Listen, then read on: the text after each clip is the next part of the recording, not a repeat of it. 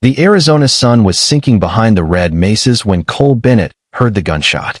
He had been riding alone across a lonely stretch of New Mexico territory, following an old trail toward a cattle ranch near Silver City. His horse suddenly stopped, ears pointed toward the canyon ahead. Cole listened carefully. Another shot cracked through the evening air, followed by the distant sound of riders. He knew trouble was close, but he also knew that turning away from trouble had never been his way. Cole rode into the canyon and found a scene he would never forget. 3 armed men were searching the rocks while a wounded Apache woman crouched behind a fallen cottonwood. She held a rifle with trembling hands, and blood stained the side of her buckskin dress. Cole immediately understood that she was being hunted. One of the men spotted him and raised his gun, but Cole fired first. The outlaw fell from his horse, and the other 2 disappeared into the darkness, shouting threats as they rode away. The woman looked at Cole with suspicion rather than gratitude. She was young, strong, and clearly exhausted.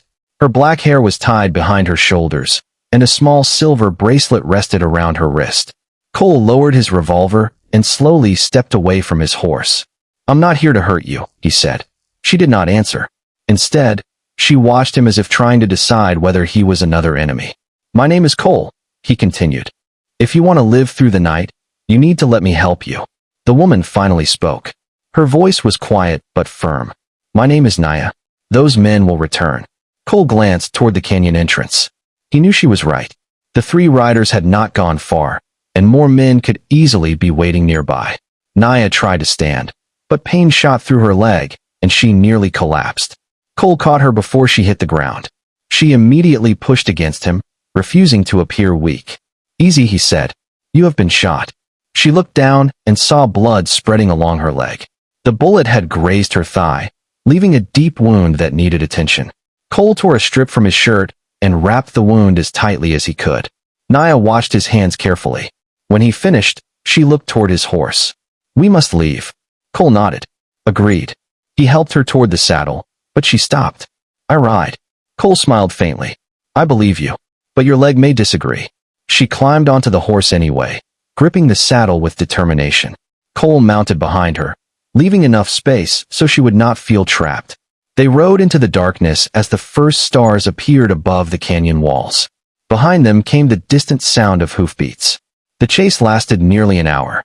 Cole pushed the horse through narrow trails and dry riverbeds, choosing paths that would be difficult for several riders to follow.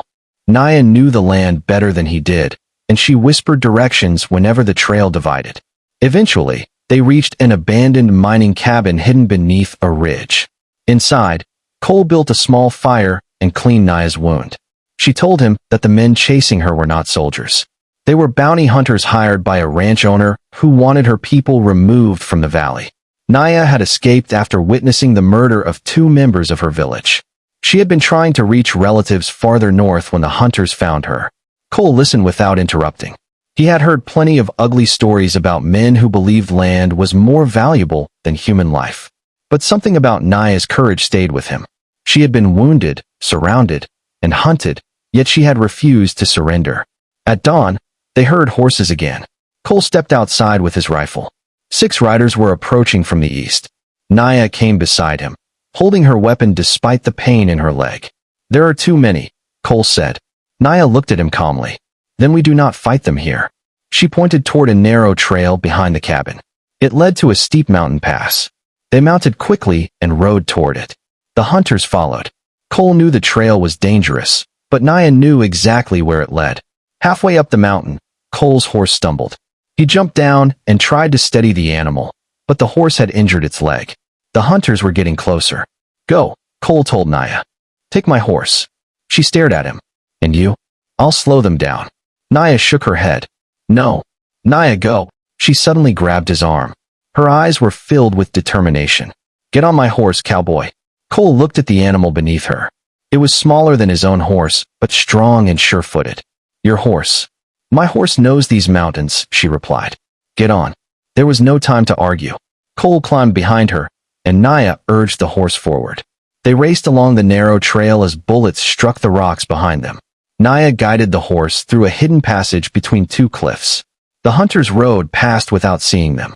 They remained silent until the hoofbeats faded into the distance. For the first time, Cole realized how completely he trusted her.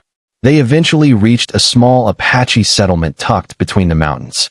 Naya's people surrounded them, weapons raised, until she explained what had happened.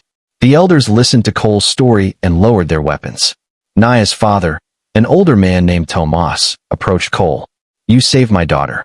Cole shook his head. "She saved me too." Tomas looked at Naya, then smiled. Over the next several days, Cole remained with the settlement while Naya recovered.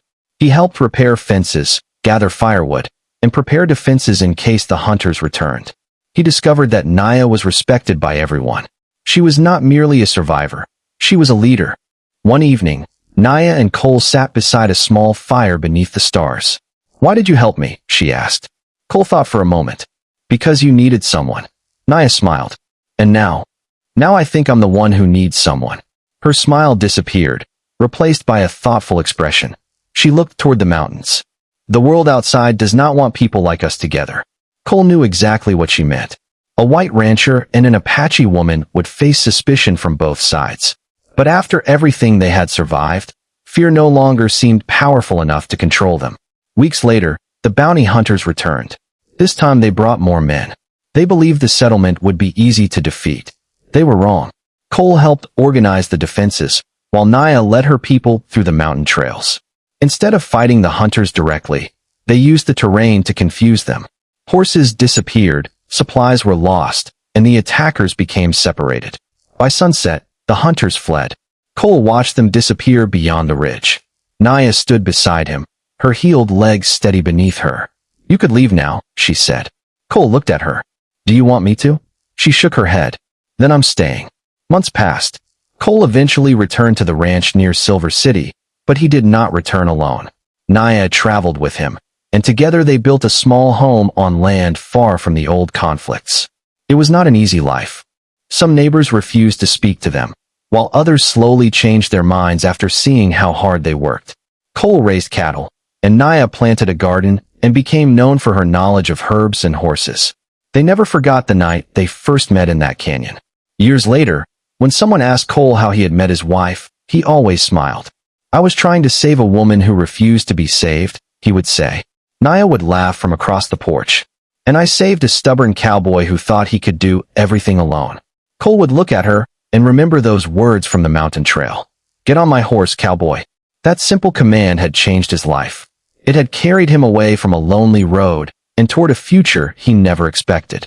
In a land divided by fear, they had discovered something stronger: trust, courage, and a love neither of them had been searching for. And whenever the desert sunset painted the mountains red, Cole and Naya would sit together on their porch, watching the same stars that had witnessed their first escape, grateful that one gunshot in a forgotten canyon had brought two very different lives together.